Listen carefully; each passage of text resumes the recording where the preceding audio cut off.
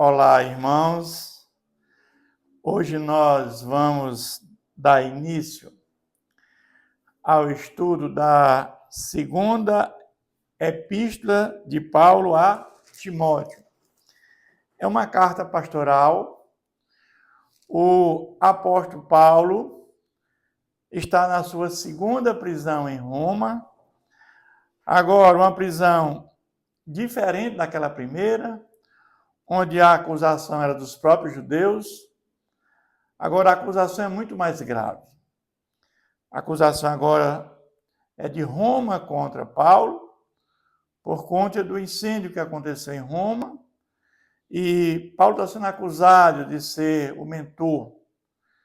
Então, agora, Paulo preso pela segunda vez em Roma, ele escreve a sua segunda epístola a Timóteo. Mais uma vez, é uma epístola pastoral, recomendando a Timóteo várias atividades que ele deve exercer, de maneira que venha a haver o engrandecimento do seu pastoreio. E ele começa essa carta, como de sempre, falando da saudação. Paulo, apóstolo de Cristo Jesus, pela vontade de Deus, de conformidade com a promessa da vida que está em Cristo Jesus. Apóstolo de Cristo Jesus, por quê? Porque os apóstolos escolhidos por Jesus, nós vimos que foram 12. Depois de Judas veio Matias e o 13º foi Paulo. Paulo é um apóstolo de Cristo, mesmo fora de tempo, porque Jesus teve um encontro com Paulo. E o fato é que, nos dias de hoje, nós não temos mais apóstolo, aquele sentido da pregação do Evangelho de Cristo, de disseminar aquilo que Jesus pregou quando esteve entre nós. Ou seja, ele fala da vontade de Deus de conformidade com a promessa de vida que está em Jesus Cristo. Jesus Cristo nos trouxe vida. Jesus Cristo, ele veio, ele morreu em nosso lugar, ele ressuscitou, enviou o Espírito Santo. E o Espírito Santo nos vivifica da morte espiritual. Ou seja, através de Cristo nós temos vida espiritual. Nós estávamos mortos espiritualmente, ele nos vivificou, nos deu vida. Primeira ressurreição, né? Através da vida espiritual que nós temos, através do novo nascimento, nós somos vivificados pelo Espírito Santo. Ao amado filho Timóteo, ele chama Timóteo de filho porque ele entende que Timóteo foi gerado através da pregação do próprio Paulo em Listra. Quando Paulo, na sua primeira viagem missionária, passa ali em Listra e conhece Timóteo. Graça, misericórdia e paz da parte de Deus Pai e de Cristo Jesus, nosso Senhor. Mas ele vai falar agora, a partir do versículo 3, da ação de graça, o agradecimento. Dou graças a Deus, a quem desde os meus antepassados sirvo com consciência pura, porque sem cessar me lembro de ti nas minhas orações noite e dia. Paulo dá graças a Deus pelos seus antepassados, porque eles eram judeus. Mesmo não conhecendo o caminho da salvação, a ordem dos saludes, a ordem de salvação, porque os judeus não tinham esse entendimento, mas não havia heresia. Né? Não havia heresia. Eles criam no Deus verdadeiro. Não tinha ideia que para compreender o Antigo Testamento, precisava de conhecer a Cristo. Através de Jesus, nós vamos entender o Velho e o Novo Testamento. Ele vai dizendo aqui agora, porque sem cessar me lembro de ti nas minhas orações noite e dia. Ele tinha um carinho muito grande por Timóteo, né? E ele orava sempre, porque ele sabia das dificuldades que Timóteo estava passando, ia passar ao longo da sua caminhada de fé, como ele também passou. E ele continua no capítulo 4 dizendo: lembro das tuas lágrimas, estou ansioso por ver-te, para que eu transborde de alegria. Quando ele fala nas lágrimas aqui, nós entendemos que houve uma despedida. Quando ele separa, quando ele se afasta de Timóteo em função da sua prisão em Roma, então ele sente um carinho muito grande por aquele amigo amado que tanto contribuiu para a evangelização, para a obra do Senhor, na implantação de igreja, juntamente com ele, com Paulo. Ele diz que, lembrando das tuas lágrimas, estou ansioso por ver-te, para que eu transborde a alegria. Então ele se afasta de Timóteo, ele tem o prazer, o anseio de vê-lo novamente, aquele irmão amado. Pela recordação que guardo de tua fé, sem fingimento, a mesma que primeiramente habitou em tua avó Lóide e a tua mãe Eunice, e estou certo de que também em ti. Ou seja, aqui ele fala da fé, uma fé cristã. Mas o fato é que ele fala que essa fé é sem fingimento. Ou seja, e primeiramente habitou em tua avó Lóide e a tua mãe Eunice. Nós sabemos que a avó de Timóteo, Lóide e Eunice, eram judias. E aqui ele fala numa herança judaica, né? Por meio de sua avó e da sua mãe, que ensinaram, né, tudo sobre Deus. E estou certo que também em ti. Embora os ensinamentos naquela época da sua avó e da sua mãe eram ensinamentos judaicos, e Paulo só veio conhecer o caminho da salvação quando teve aquele encontro com Jesus, mas de certa forma era uma coisa muito forte, porque essa herança judaica não trazia nenhum tipo de heresia, né? Há realmente a crença num Deus verdadeiro. E quando Paulo tem esse encontro com Jesus, isso facilita toda a sua história. Porque tudo aquilo que falava do Antigo Testamento sobre o Messias foi consolidado na pessoa de Jesus. E quando Paulo tem essa consciência, ele agora passa a pregar que o Messias era Jesus Cristo.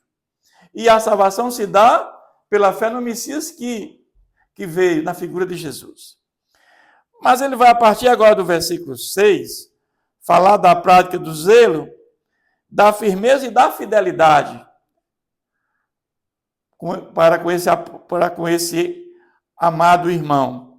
Por esta razão, pois, te admoesto que reavives o dom de Deus, para que há em ti, pela imposição das minhas mãos. Aqui nós vamos entender que o dom espiritual é a capacitação que o Espírito Santo concede para o exercício do ministério. É o Espírito Santo que, através de dons espirituais, nos concede a capacitação para o exercício do ministério. É isso que ele está aqui levantando. E há em ti, pela imposição das minhas mãos. E aqui nós vamos entender que aqui ele está, nesse sentido, reavivando e dizendo que Timóteo está preparado para o ministério. A imposição das mãos aqui é nesse sentido, de dizer que ele está preparado para a obra do Senhor, para dar continuidade. No partir do versículo 7, porque Deus não nos tem dado espírito de covardia, mas de poder, de amor e de moderação. Ele fala aqui que nós somos formados de corpo, alma e espírito. E o nosso espírito humano é aquele que nos faz nos relacionar com Deus.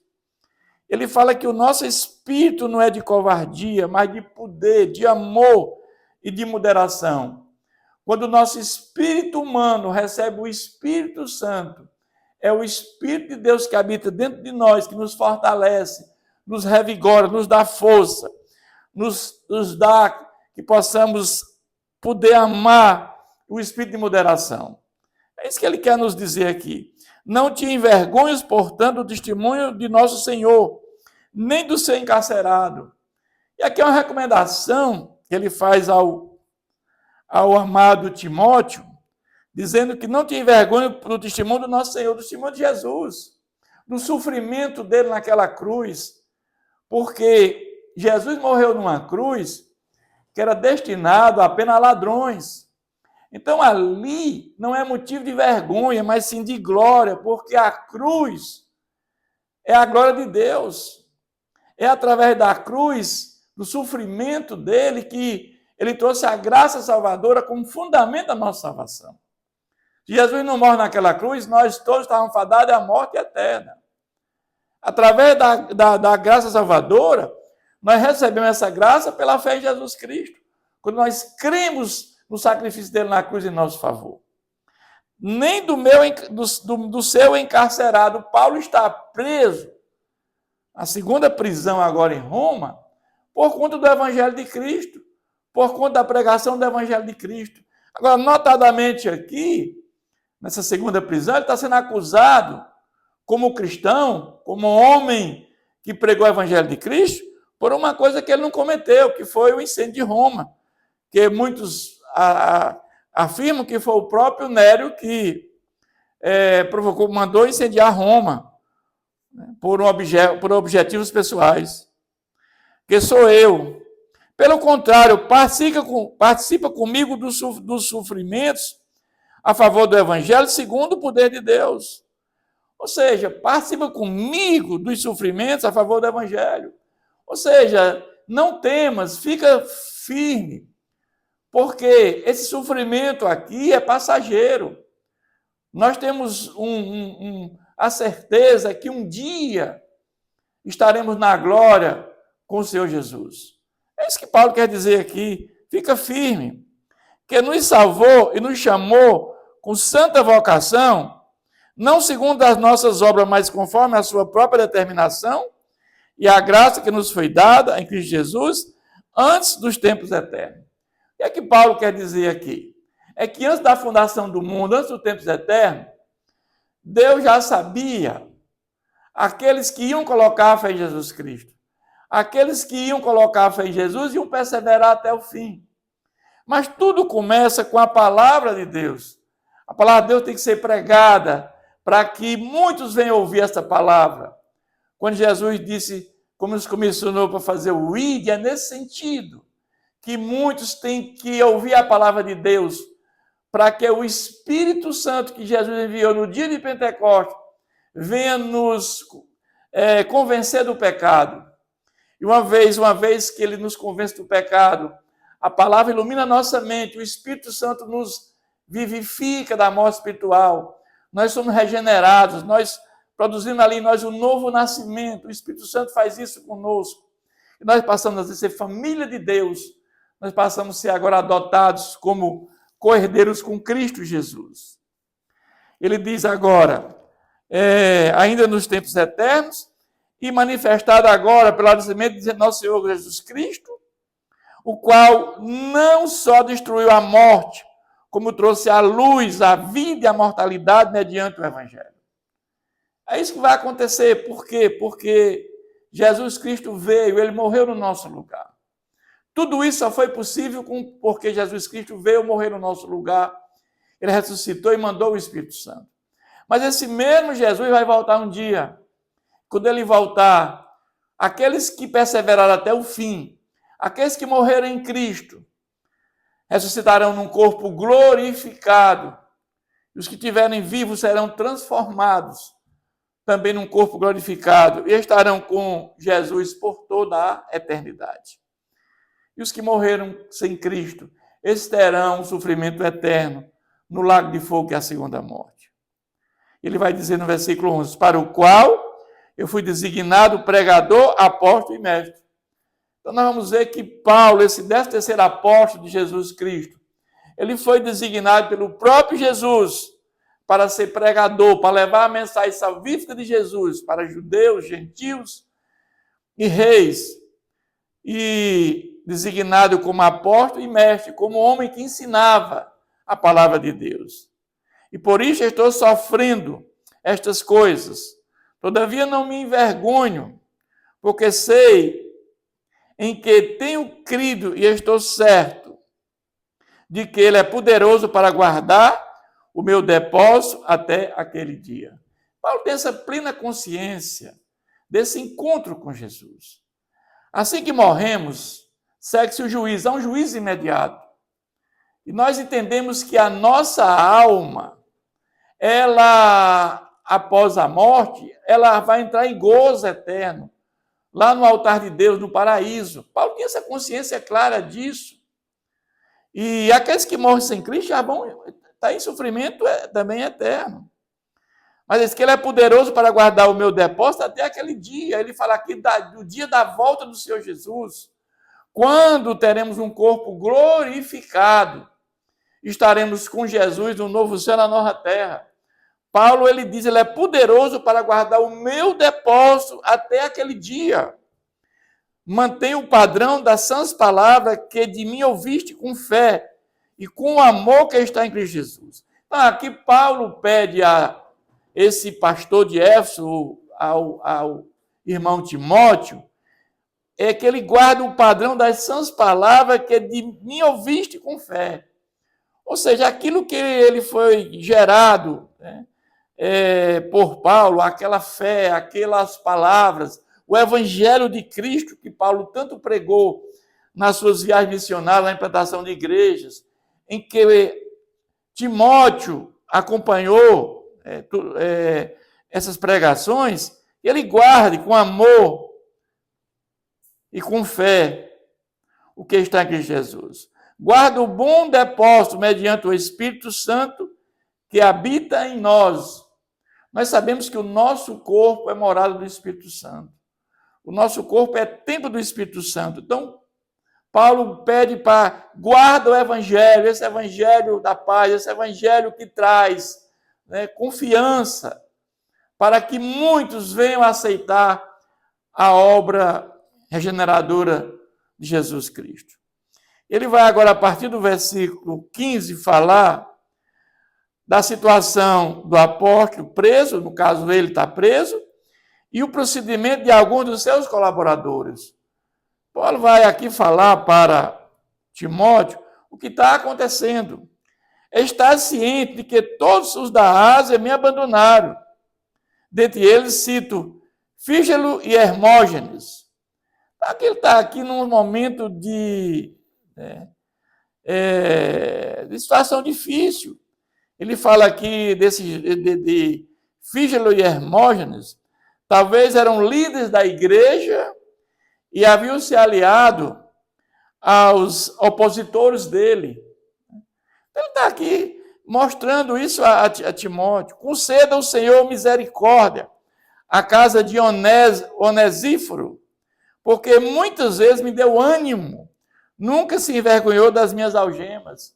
É que Paulo está elogiando aqui a pessoa de Onesíforo, porque ele procurou Paulo para dar ânimo, para acalentá-lo, mesmo diante daquelas dificuldades que Paulo estava passando, mas jamais ele se envergonhou das minhas algemas, da minha prisão. O contrário, ele foi lá para dar ânimo. Né? Antes, tendo ele chegado a Roma, me procurou solicitamente até me encontrar. Ou seja, aqui mostra o quanto ele tinha amor por Paulo. E ele conclui esse capítulo dizendo, o Senhor lhe conceda naquele dia, ou seja, no dia do Senhor, achar misericórdia da parte do Senhor. Que Deus, o nosso Senhor Jesus, tenha misericórdia de todos, principalmente desse amado irmão. E tu sabes melhor do que eu quanto serviço me prestou ele em Éfeso. Paulo aqui está recordando o quanto ele foi útil a Paulo em Éfeso, quando Paulo estava em Éfeso. Então, Paulo aqui está trazendo um agradecimento e, ao mesmo tempo, falando de alguns que o abandonaram. Então, nós vemos aqui que aqui são lições que Paulo encaminha para esse jovem pastor de Éfeso, que é Timóteo, para que ele possa fazer seu trabalho com segurança e com muita firmeza no Evangelho de Jesus Cristo. Que Deus nos abençoe sempre.